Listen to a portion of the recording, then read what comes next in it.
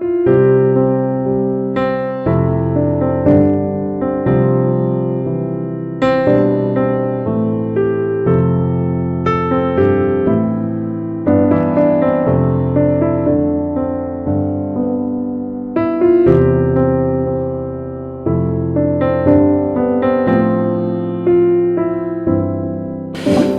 moving on to our final panel for the day.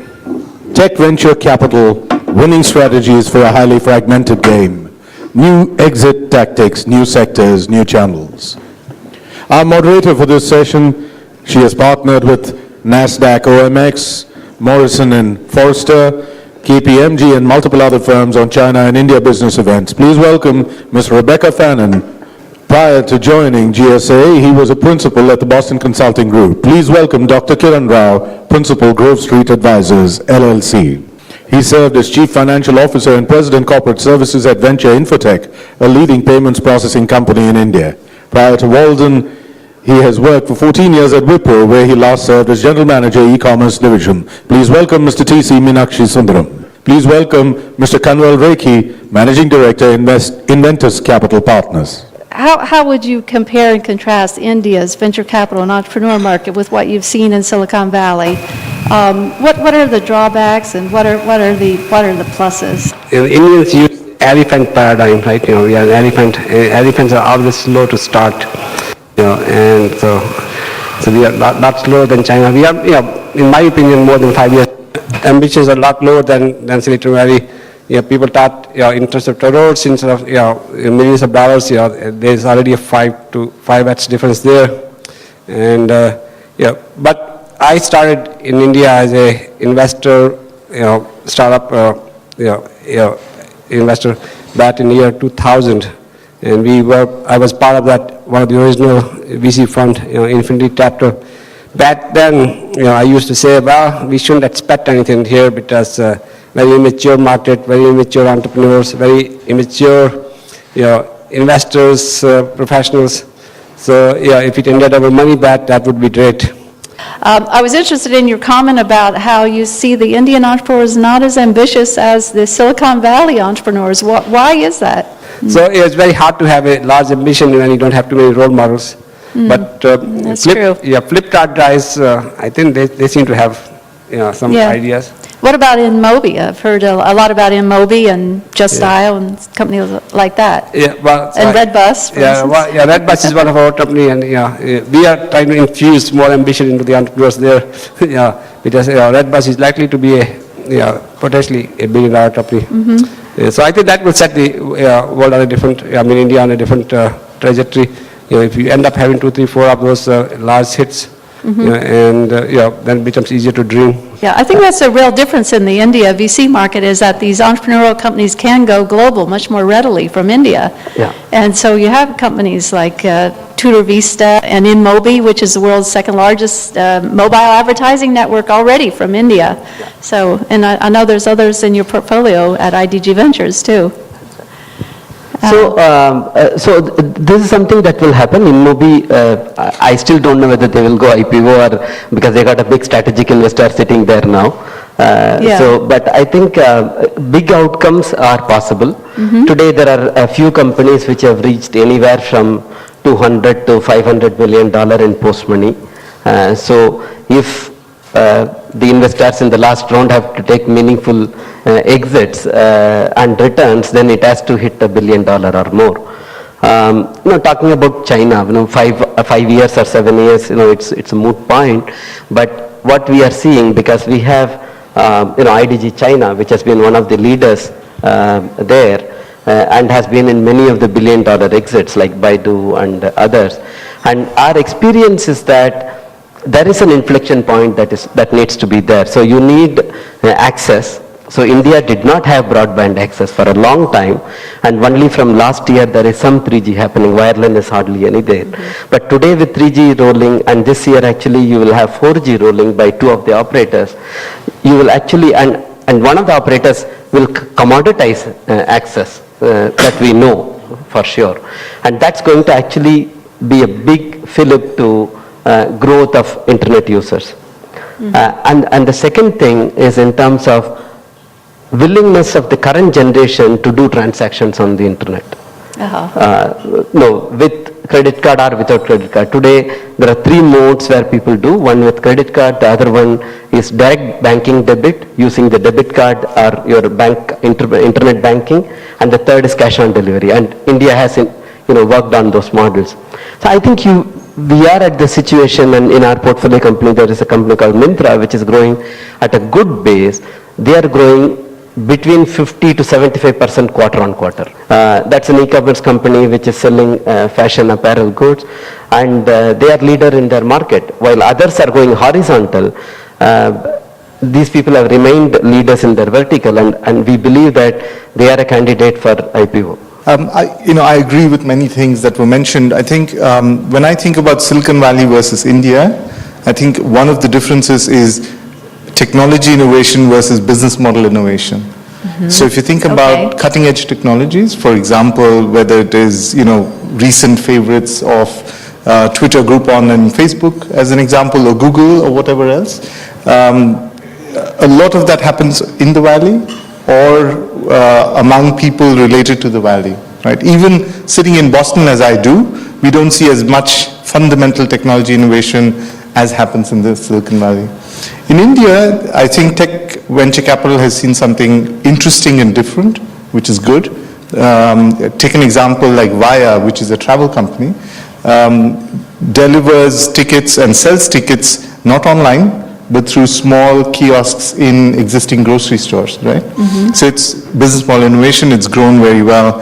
And Redbus, we just talked about. So I think in that lies a big difference. The question we need to answer for ourselves is how much value can business model innovation deliver, and therefore, what is sort of the upside potential from venture capital? Right, so how is that progressing then? Are we seeing the outsourcing era over and an era of new product companies emerging that have some breakthrough element?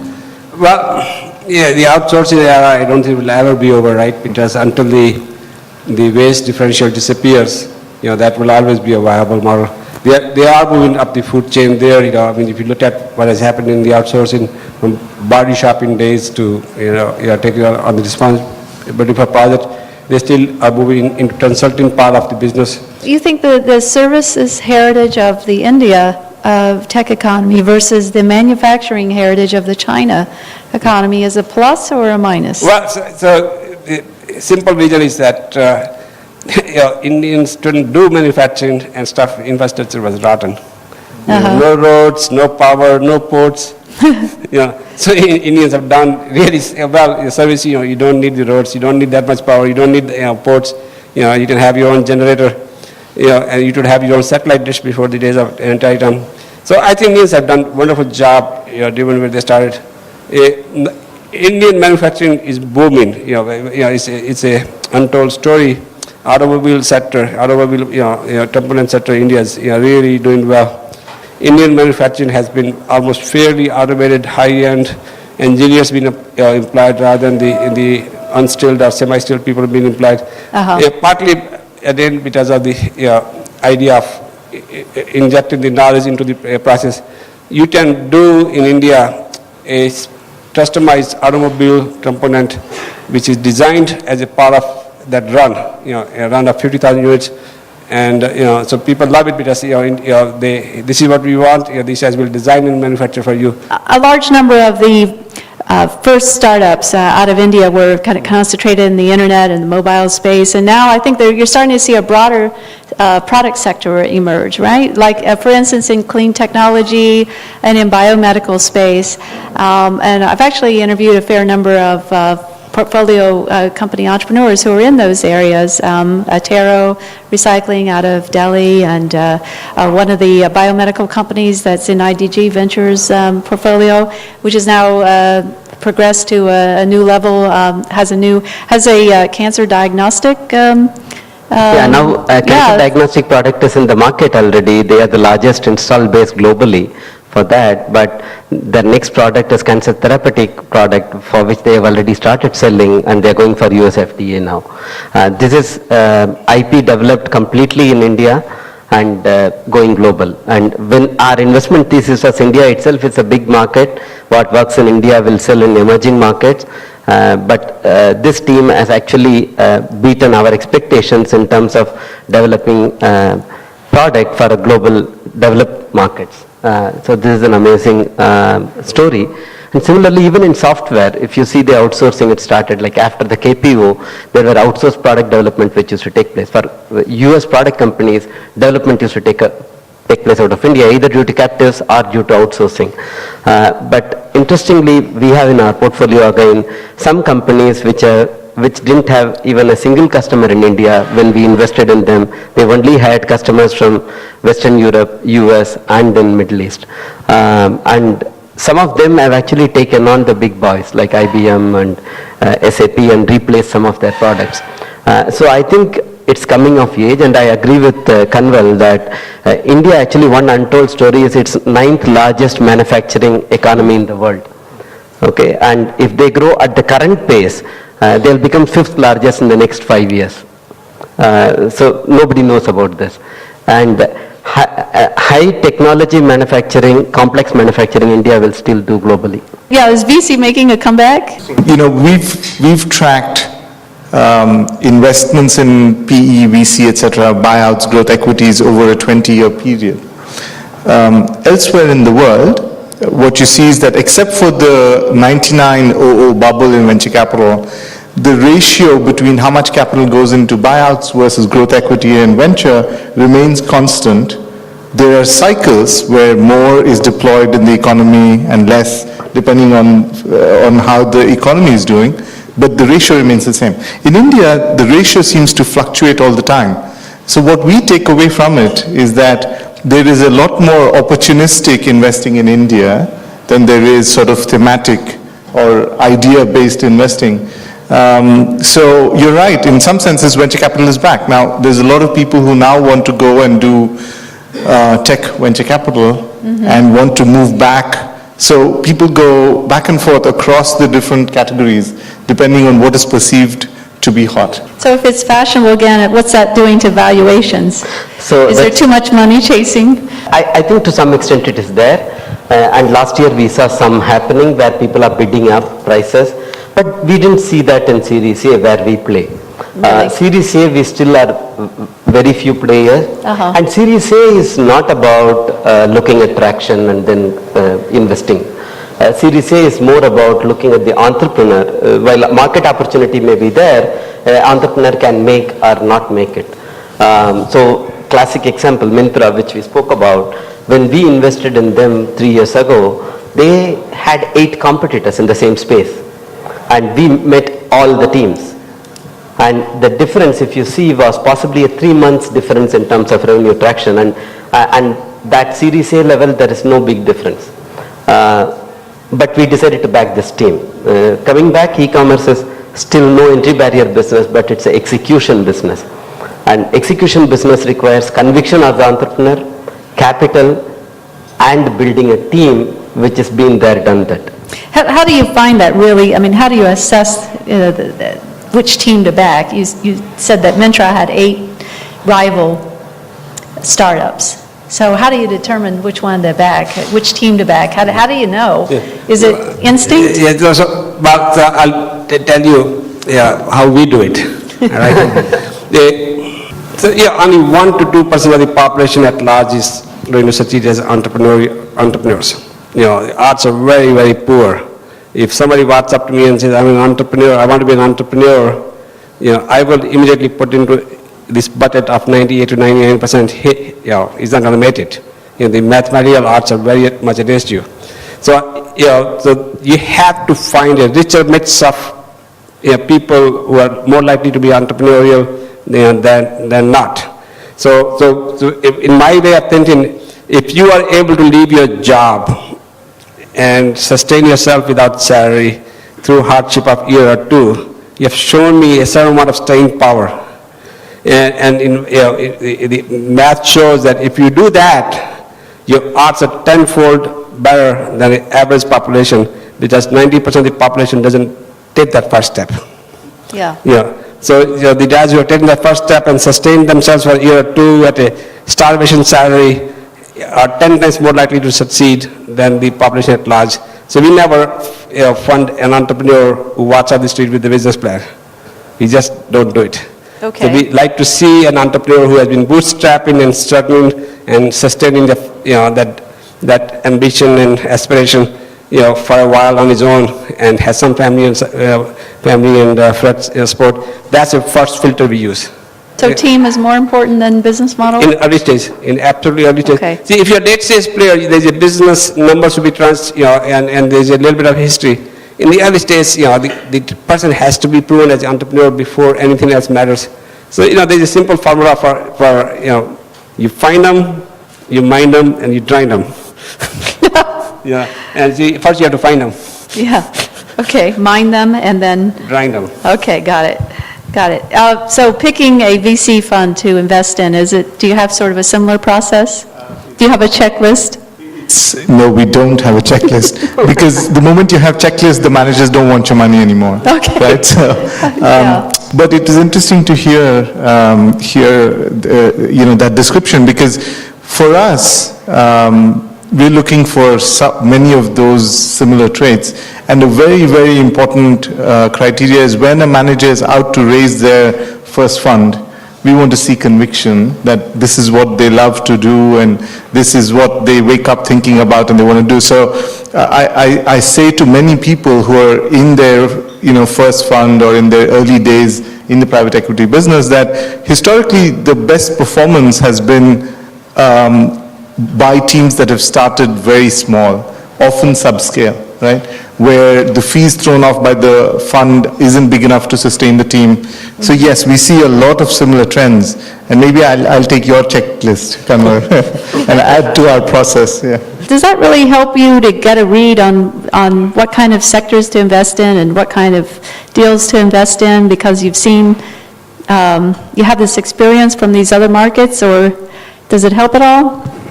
It helps in some ways. So obviously we have a fairly close relationship, so we can avoid some of the mistakes that have taken place elsewhere. That's very important. But to the extent that India is a slightly different market from China, from language and regulatory perspective, or US from certain other perspectives, we have to still look at what works in India. But interestingly, we have been able to win deals because of the portfolio that our other funds have done. Okay, such as Baidu? Yeah, such as Baidu. In fact, we are part of Vankel. And also Baby Center Experience is the one which helped us actually win this deal which was done recently in FirstCry, which is by far 4 times bigger than the nearest competitor. Our San Francisco fund was an investor there. So that helps. In fact, our partner was here and then he spent some time with them. So it helps in terms of how we do. But, looking at the entrepreneurship, like you said, the team, and one more thing that we look at is, you can't change certain fundamentals of the business. Whether today there are there are companies which have raised a lot of money and growing very fast at the cost of even gross margin sometimes. That doesn't work for us. Prudent business is also very important, because in the medium to long term, you have to turn profitable and return capital. Otherwise, we might have actually a return of the 2000-2001 internet bust that has taken place, and this year is going to be brutal. All companies which got Series A funding last year will not necessarily make it to Series B. Why? I think it's based on the economics and also the fact that between A and B, has there been traction in terms of building business, building the basics of the business, building the team, and are you getting the right type of customer satisfaction numbers up? Otherwise, Series B investors will not be putting up money.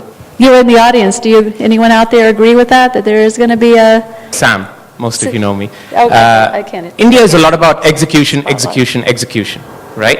And as many of you have said, it's backing strong teams with probably one heavily passionate entrepreneur in a space. US, especially Silicon Valley, is a lot around serial entrepreneurs. So you've stumbled a couple of times, you get back up again, and you do it. Yeah. we're relatively new in the fact that we can make mistakes, right?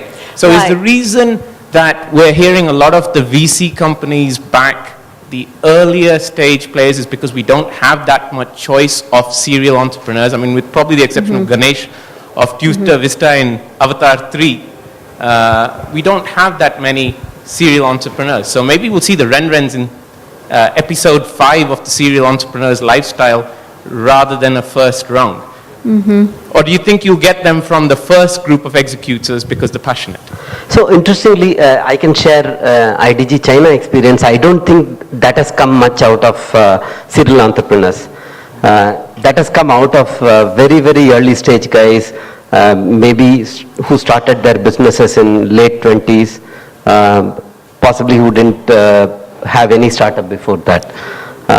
A serial entrepreneur is actually a lot more similar to Silicon Valley in India. At least in our product businesses, we do see people actually being serial entrepreneurs. Manthan, which is one of our companies, this is his third venture. The previous venture also was funded by another VC, which got sold. And then prior to that, he had done one venture which was not even funded by VCs. He built it, sold, and then started the second venture. So we do see few serial entrepreneurs, but I agree with you that there are not many. Yeah, I think the rise of the serial entrepreneur here in India is not nearly as pronounced as it is in China. And one of the reasons I think it took off in China, you had that first wave of the returnees, the sea turtles, who were educated and trained in Silicon Valley or the West, and then they went back as China opened up, and they did copycat models, and then they did really well with those startups and cashed out. Now they're on to their second or third startup in China. I think in India it's a lot earlier, although you do still have the returnee factor. So let me give you my perspective on the serial entrepreneurs. I think this is very contrarian view, but I have a strong conviction about it. First time bet on an entrepreneur is even bet. You never know who's going to make it. You do everything to get a higher probability candidate.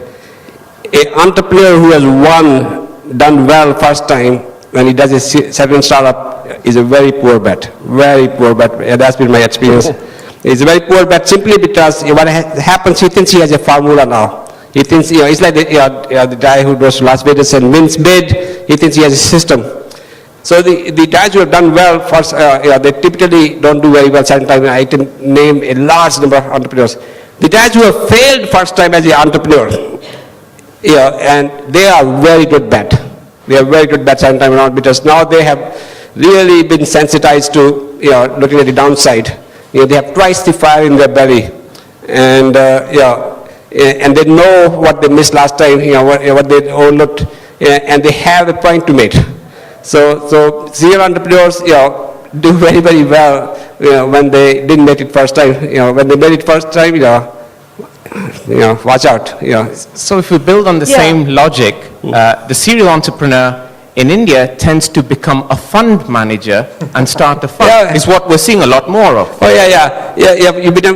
you start a group of companies. The name that you mentioned earlier. You don't want to do one startup anymore. You want to do 3 simultaneous startups. The Twitter is right. It's because you think you have a special magic. Every startup is a new bet. Is a fresh bet. You still need to assemble the team. You still need to find the market. You still need to execute. I don't think there's any formula in a startup that works. And by the way, the fact that you failed once and you're good bet doesn't mean that you're good bet if you failed 2 or 3 times already. Maybe that you want the entrepreneur to start with. So that only works out maybe 1 or 2 failures. I've seen entrepreneurs who have failed twice and done very, very well on third startup, but I have rarely seen the one who has failed 3 times who's done well. Yeah, that's one thing. One thing about returnees, actually we don't back a returnee as soon as they come back. India is very different from the way they look at it from their lens, which we have seen in fly-in, fly-out VCs as well, who look at it from a US lens. So to that extent, we do wait for them to prove that they have understood the market. Some recent data has come out of HBS, which studies some 5,000 venture-backed startups in the US, and it suggests that only 25% of successful entrepreneurs are backed by the same VC fund. So you have only a 1 in 4 shot after having made money for a fund of being backed by them again. And, there's a lot of speculation of why. Some of it is, the whole point in venture capital about the difference between proof and hope, right? Because VC is about hope and it's about big dreams. And often venture capitalists tend to get tired of working with the same entrepreneur for 7 years that it takes to build a company. They get to know them really well. What's the place for the Bombay Stock Exchange? I mean, is NASDAQ and New York Stock Exchange still looked at as the trophy place? And what's the place, just what is the place for the Bombay Stock Exchange in relation? I have two perspectives. One is that the 3-year promoter lockup is a real problem. And I think when provided with an option, a lot of people would prefer not to be locked up for that long a period of time. And I think the second thing is, and I may be wrong, but I think our data suggests that the Indian stock exchanges don't pay for hypergrowth as yet. So, people are much more focused on EBITDA, profitability, and sort of return on equity. And you don't see the sort of multiples you can see on the Chinese stock exchanges or on NASDAQ for companies that are growing but not yet profitable. Okay. MakeMyTrip, for example, I don't think would have been valued anywhere near $1 billion had it gone public in India. So is the era of the fly-in venture capitalists over in India? I think that's kind of how it started, but is that over now? I think that's over. Because, they won't see the deal flow. They won't see the deal flow. There's a very steady deal flow. And nobody wants to wait for somebody to fly in every 6 months. Our experiences in China, our IDG China is in 7 cities, 60 VCs in 7 cities. We are in 2 cities and we will be starting a 3rd city in Delhi. I think if you have to be an early stage entrepreneur, if you want to be in front of the company quickest, you have to have feet on the ground. Even for people who have single office, they will face a challenge going forward. Entrepreneurs move very fast, and today when it's getting competitive, it's going to be that much choosy. So are we seeing this tech entrepreneurship spread out in India into other markets? I know we are, but what other markets would you say are coming up really strong? Yeah, besides Bangalore? Yeah. Well, so we are small VC. We have investments in Bangalore, Chennai, Pune, Delhi, and one entrepreneur out of Muradabad, UP. Okay. I bet you most people haven't even heard of Muradabad. That's where his operations are. He himself moved to Bangalore to raise money, but his company is by and large out of Muradabad, UP. Okay. So we have a portfolio in 6 cities, but actually we had one in Calcutta. When we as VCs asked the company to move to Bangalore, the entrepreneur was not comfortable. But 2 years after that, they had a challenge saying that they could not attract talent. Then they had to move to Bangalore to attract talent. So tech startups, Bangalore continues to lead. Yeah. In e-commerce, actually you find Delhi also coming up as a very strong base for investors to look at. Bombay is only media, largely media companies. Media and financial services. Yeah. Okay, like Shanghai and China, and Bangalore more like the Beijing model. So I guess there is a cost advantage to being located in some place like this other. Muradabad. Yes. Yeah, Muradabad, if you are all like Indian, you will remember this is a brass capital of India. All the brass utensils come from Muradabad. This guy was from Muradabad. He went to Silicon Valley. He did start up when he was still in Silicon Valley, and operations were in Muradabad. So when he moved back, he discovered it was hard to hire technical people. So he moved to Bangalore to develop his engineering team, but his operations are in Muradabad. Okay. So what are your expectations for returns from VC funds going forward? Let's talk a little bit about the outlook.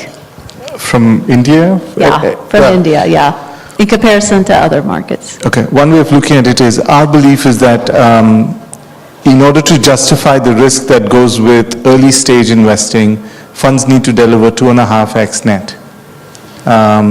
And now comes the question of what do we do with India or China or an emerging market versus the US, right? On the one hand, the US has had 10 years of poor returns. But, 10 years before that, there have been some phenomenal returns. We need to think about the combination of risk and return. So the question is, if you're going to bring your money out to India, do you deserve a risk premium for that? So do you expect something above 2.5x? So that's something to think about. We think not. We think actually diversification is important because, obviously everything looks good in the rear view mirror when you're looking at China, for example. We are investing in the future, and the next 10 years may not look like the last 10 years in India or China or Silicon Valley. So from our perspective, we are underwriting to the same sort of 2.5 net returns across venture capital wherever we do. What we're trying to figure out is, can we believe in the set of managers who are operating in a particular location? Do we believe there's enough of an ecosystem to generate that 2.5 net and then allow ourselves to diversify across it? Okay. That seems like a positive note to end on, unless there is one last question, which I don't think there is. So we're going to close now, and thank you for your attention, and we appreciate it. Thanks so much.